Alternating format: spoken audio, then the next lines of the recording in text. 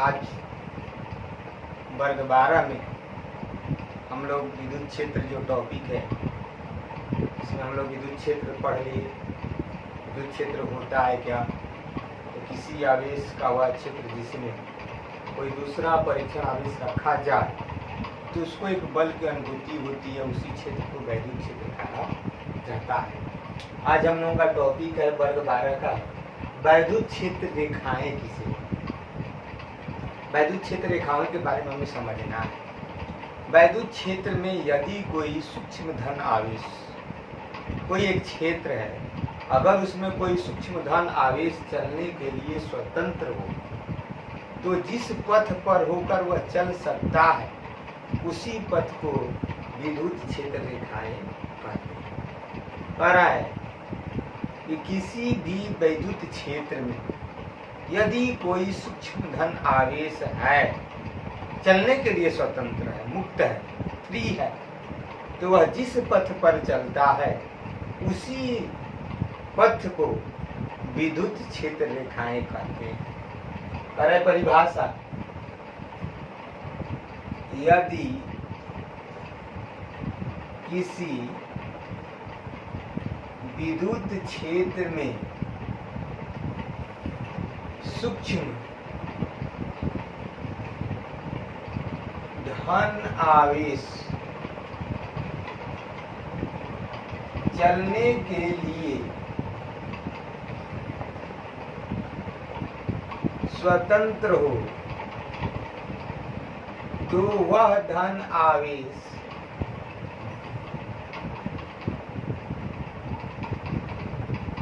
जिस पथ पर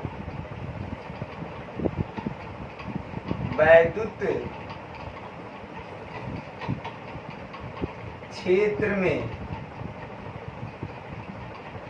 चलता है उसी पथ को वैद्युत या विद्युत क्षेत्र रेखाएं कहते हैं। कोई भी विद्युत क्षेत्र में अगर धन आवेश अगर रखा हुआ है और चलने के लिए स्वतंत्र हो तो जिस मार्ग से वो चलता है उसी मार्ग को हम लोग वैद्युत क्षेत्र कहते हैं। स्टार देकर, यह क्षेत्र रेखाएं सीधी या वक्र काल्पनिक रेखाएं होती हैं, यानी कि इसको हम लोग देख नहीं सकते। जितनी भी क्षेत्र रेखाएं होती हैं वो काल्पनिक वक्र या सीधी रेखाएं होती हैं। तो एक एक करके देखते हैं, बहुत सारे हमारे केस बनेंगे। अगर हम लोग धन आवेश लेते हैं, एक धन आवेश है, तो अगर इसमें कोई मुक्त धन आवेश हो, मान लें कि यहाँ पे एक आवेश हमने रख दिया धन आवेश ही, तो किधर जाएगा, ऐसे जाएगा।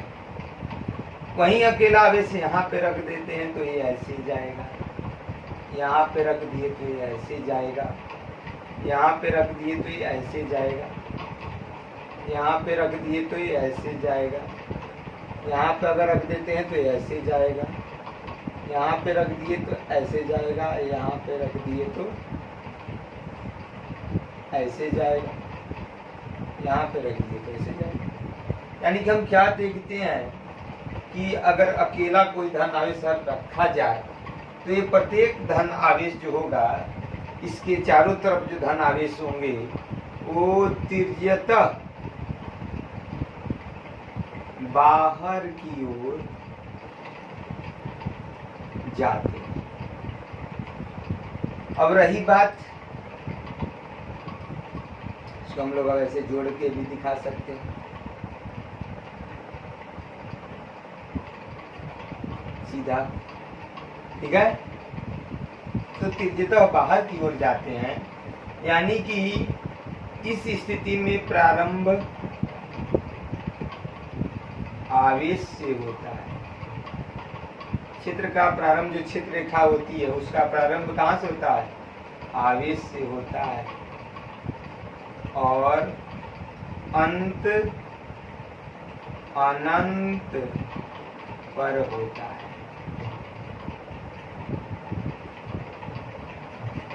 ये हुई स्थिति 1।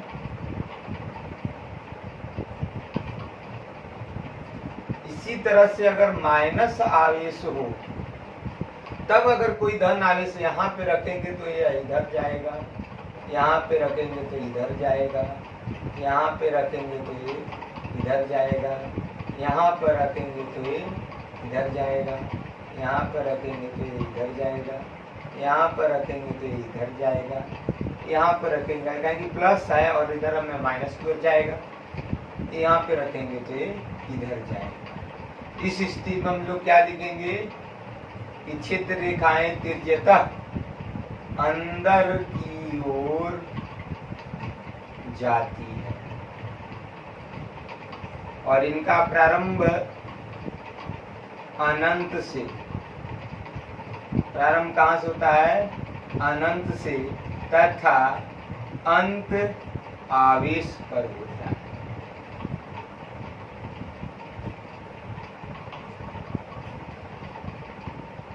तो दो स्थितियां हुई। स्थिति 1 में धन आवेश है तो धन आवेश रखने पर त्रिज्यता बाहर की ओर जाएगा।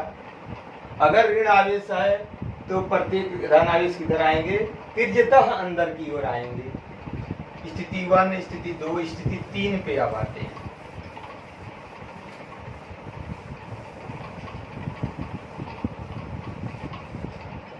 स्थिति 3,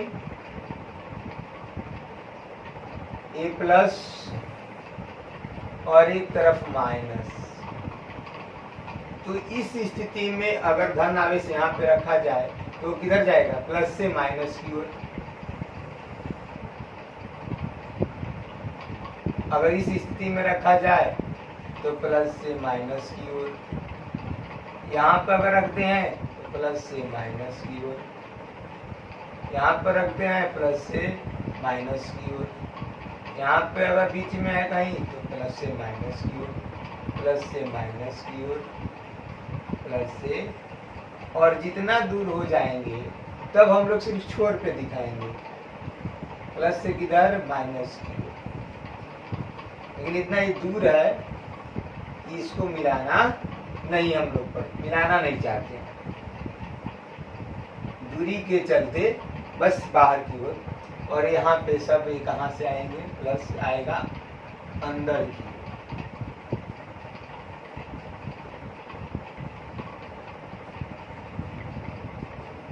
तो इस स्थिति में धन और ऋण आवेश होता है तो हमेशा विद्युत क्षेत्र रेखाएं धन आवेश से प्रारंभ करती हैं और ऋण आवेश पे जाकर समाप्त होती हैं। तो यहाँ पे दोनों विपरीत आवेश था। ये स्थिति 3 थी। स्थिति 4,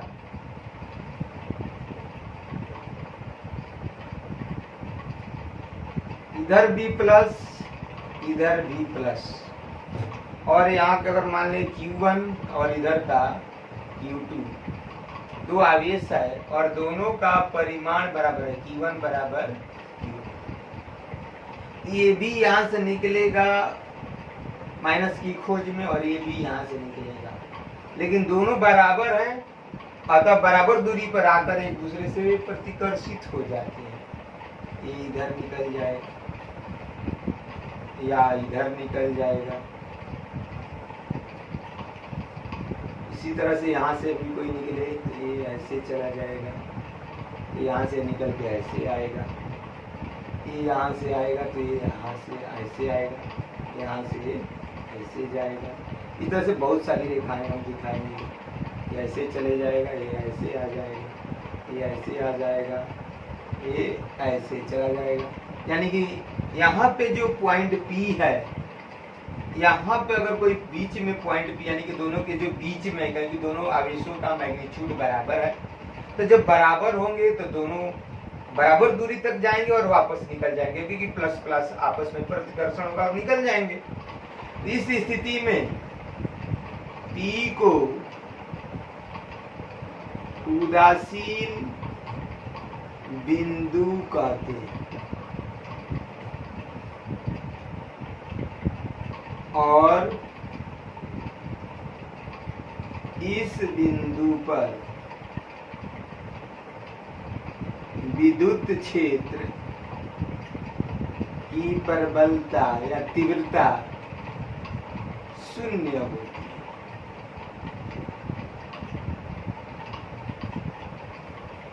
और P जो होता है कहाँ पे होता है? मध्य बिंदु पर होता है।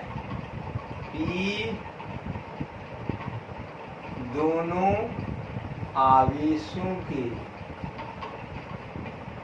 आवेशों के मध्य में स्थित होता है। और एक और पॉइंट करता है कि किसी भी अगर वक्र है तो उस पर अगर स्पर्श रेखा खींच दे, जैसे यहाँ पे अगर स्पर्श रेखा खींच दे, ये विद्युत क्षेत्र की दिशा, ये स्पर्श रेखा ही प्रदर्शित करती है क्या? विद्युत क्षेत्र की दिशा प्रदर्शित करती है।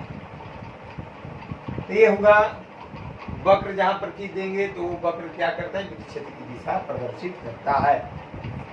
अब रही बात कि Q1 और Q2 का परिमाण बराबर ना हो, दो समान आवेश के लिए तो उदासीन बिंदु मध्य में होता है, लेकिन अगर Q1 का परिमाण Q2 से अधिक है, ये प्लस इधर है और ये इधर भी प्लस है, ये Q1 है और ये Q2 है, तो यहाँ पर क्या है भाई? एक मजबूत है और एक कमजोर है।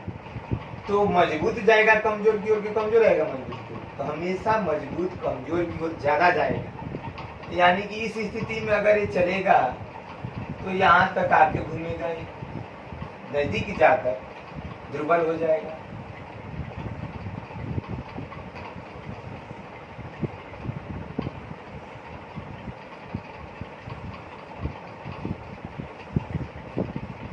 और ये जो है कमजोर है, इसलिए ये यहाँ से प्रतिकर्षित हो जाएगा। तो हम लोग क्या देख रहे हैं इस स्थिति में? जो न्यूट्रल उदासीन बिंदु है, अगर हम ये दूरी R1 कर दें और ये दूरी R2 कर दें, तो इस स्थिति में R1 बड़ा हो जाता है किससे? R2 से, अर्थात उदासीन बिंदु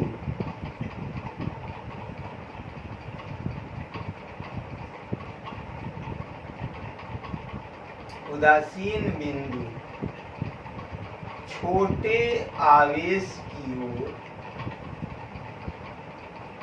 स्थित होती है। यानी कि जिधर आवेश छोटा होगा उधर उदासीन बिंदु होगा, यानी कि बड़े आवेश से उसकी दूरी अधिक होगी उदासीन बिंदु का, और छोटे आवेश से कम होगी।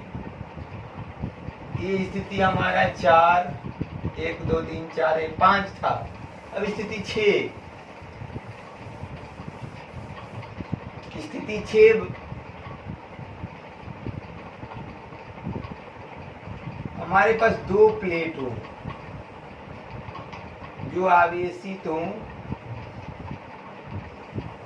आगे में इसको हम लोग संधारित्र पढ़ेंगे, कैपेसिटर। एक के तरफ प्लस हो और दूसरी तरफ माइनस हो, तब इस स्थिति में आवेश प्लस से किधर? माइनस की ओर।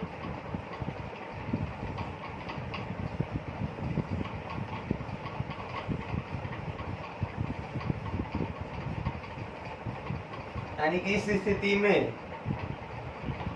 वैद्युत क्षेत्र रेखाएं एक दूसरे के समांतर और बराबर दूरी पर स्थित होती हैं। ठीक है, तो नोट कीजिए।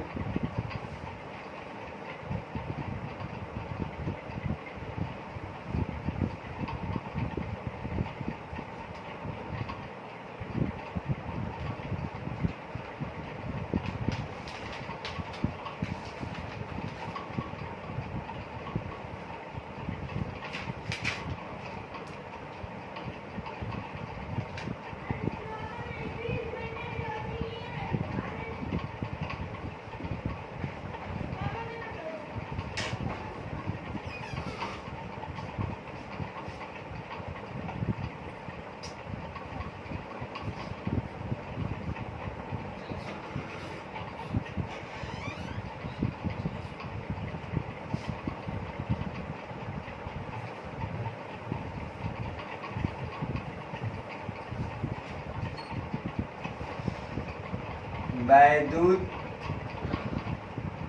क्षेत्र रेखाओं का गुण। प्रॉपर्टीज ऑफ इलेक्ट्रिक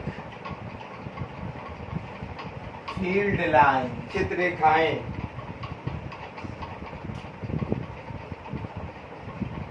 वैद्युत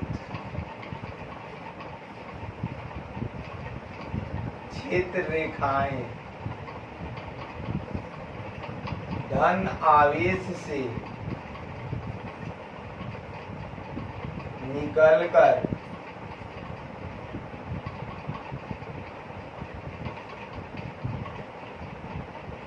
ऋण आवेश पर समाप्त करती है। पहले हम लोग देखें कि अगर ये प्लस है और ये माइनस है तो विद्युत क्षेत्र रेखाएं हमेशा प्लस से किधर जाएगी, माइनस की ओर। नंबर 2, वैद्युत क्षेत्र रेखाएं एक दूसरे को काटती नहीं है। कभी भी विद्युत क्षेत्र रेखाएं एक दूसरे को काटती नहीं है, क्योंकि ऐसा करने पर अगर यहाँ पे इस बिंदु पर देखा जाए तो स्पर्श रेखा खींचेंगे तो यहाँ पे एक दिशा हो जाएगी और यहाँ पे यानी कि दो विद्युत क्षेत्र रेखाओं की दिशा हो जाएगी, जो असंभव है। विद्युत क्षेत्र रेखा हमेशा एक दिशा में होती है, दो दिशा में प्रदर्शित नहीं होती है। तो एक बिंदु पे अगर प्रतिच्छेद करती, ये दो दिशाएं प्रदर्शित करती, जो असंभव है। इसीलिए विद्युत क्षेत्र रेखाएं एक दूसरे को काटती नहीं है। नंबर 3, वैद्युत क्षेत्र रेखाएं पर खींची गई स्पर्श रेखा वैद्युत क्षेत्र की दिशा को प्रदर्शित करती है। यानी कि अगर हम कहीं भी विद्युत क्षेत्र खींच दें, जैसे प्लस और माइनस है, ये हमारा विद्युत क्षेत्र रेखाएं हैं, अगर इस बिंदु पे हम स्पर्श रेखा खींचे तो ये हमारी विद्युत क्षेत्र की दिशा हो जाएगी। यानी कि विद्युत क्षेत्र की दिशा वक्र अगर होगा तो उस पर स्पर्श रेखा खींचने पर प्राप्त होती है। चौथा गुण,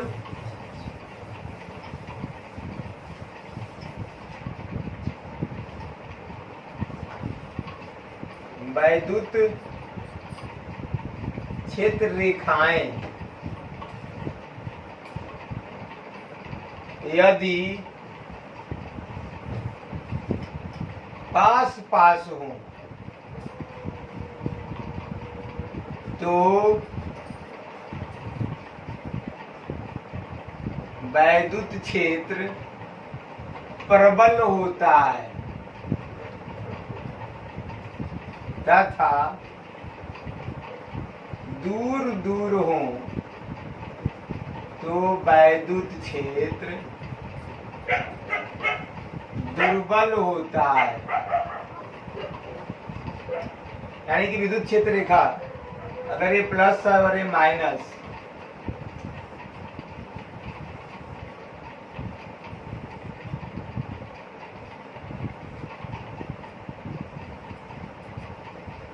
तो अगर कोई कहेगा कि यहाँ पर अगर हम विद्युत क्षेत्र निकाले और E1, E2 दो जगह है तो कहाँ प्रबल होगा, तो यहाँ पर हम देख रहे हैं कि पास पास है विद्युत क्षेत्र रेखाएं और यहाँ पर दूर दूर है, तो यानी कि E1 बड़ा होगा E2 से।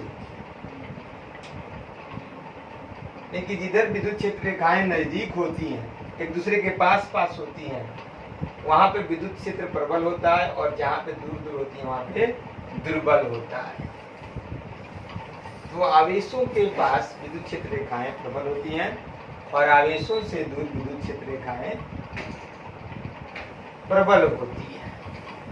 तो इस प्रकार ये जो वीडियो है विद्युत क्षेत्र रेखा का समाप्त हुआ। फिर मिलेंगे अगले क्लास में।